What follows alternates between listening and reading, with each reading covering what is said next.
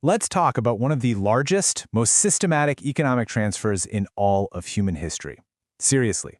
It's a story of how a global economic titan, a place known for just legendary abundance, was transformed over 2 centuries into a symbol of poverty. This is the story of how Britain drained India's wealth. To really wrap your head around the scale of what was lost, you have to start with this number. In the early 18th century, before the British Empire really tightened its grip, India's slice of the entire global economy was a staggering 25%. This wasn't some developing nation, it was an economic powerhouse, right up there with the wealthiest kingdoms on Earth. I mean, the contrast is it's jarring.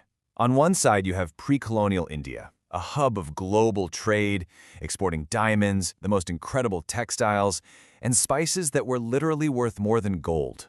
And then, on the other side, you have the reality after 200 years of colonial rule, a nation just completely crippled by famine and engineered poverty. So, that brings us to the big question, right? How on earth did this happen? How is a civilization with such unbelievable wealth systematically taken apart? Well, the answer isn't simple, but it was absolutely deliberate. It all started with a very calculated shift, moving from just trading goods to taking complete control. Yeah, let's be super clear about this. The British East India Company was not your average business. They showed up looking for spices and textiles, sure, but they came with their own private army. This was a for-profit corporation with cannons and soldiers, and they got really good at playing the different Indian kingdoms against each other, all to serve their one and only goal, profit. And the Battle of Plassey in 1757, that was the real turning point.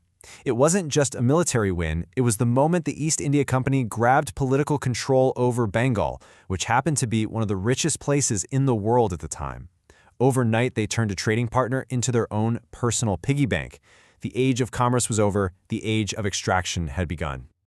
So how did they actually do it? How did they siphon away all that wealth? Well, it wasn't just one thing. It was this multi-pronged strategy designed to basically dismantle India's economy from the inside out. It was like a 4-part playbook. First, they cranked up taxes, but that money didn't go into local roads or schools. It was redirected straight to London. Second, British officials who made their fortunes in India sent it all back home, bleeding capital out of the country. Third, they systematically crushed any Indian industries that competed with British ones. And finally, they turned India into a source for cheap raw materials for their own factories back home. It was a perfectly closed, extractive loop. Just look at what happened to a single industry, textiles. Indian fabrics were legendary, the envy of the entire world. But British policies, like slapping heavy taxes on Indian exports while flooding the market with cheap British-made cloth, it just destroyed the industry. And this wasn't just about spreadsheets. This led to the complete collapse of entire communities of weavers whose families had been doing this for generations. Think about a city like Dhaka. It was once a world-famous center for textiles, just buzzing with life and commerce. But after these policies really took hold, the city became so depopulated that its once vibrant weaving neighborhoods, they literally fell silent. The economic destruction was that total. And this economic drain, it wasn't just about numbers on a ledger. It had a devastating, deeply tragic human cost that was paid for by millions and millions of ordinary Indian people. Under British rule, famines went from being these rare, localized things to recurring, massive catastrophes. During the Great Bengal Famine, the East India Company actually kept demanding taxes from starving peasants. 100 years later, during another horrific famine, British officials, citing free market principles, refused to stop exporting grain from the very regions where people were dying. Just let that sink in for a second. The administration's #1 priority was not saving human lives. It was protecting profits.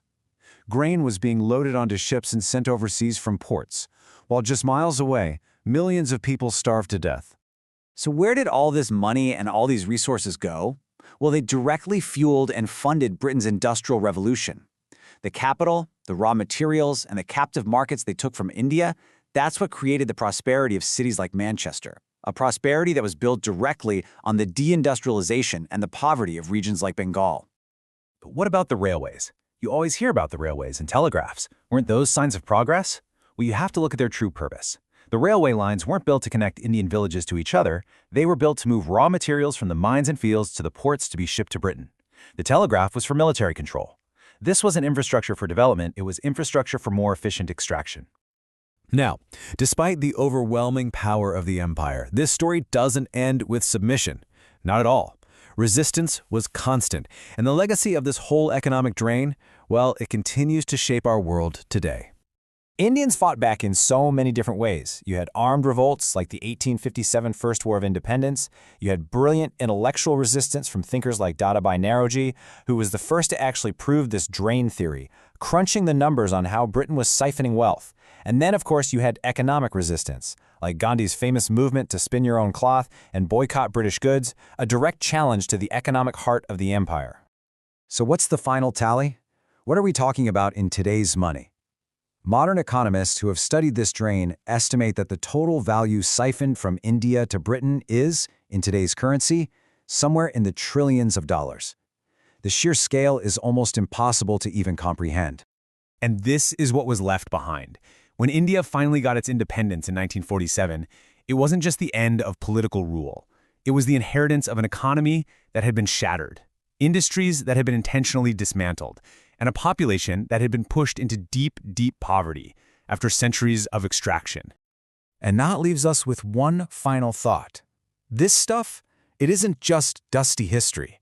The flow of trillions of dollars from the global south to the north created patterns of wealth and poverty between nations that are still very much with us today. So the real question is, how does the story of one empire's rise and another's fall still shape the world that we all live in? It's something worth thinking about.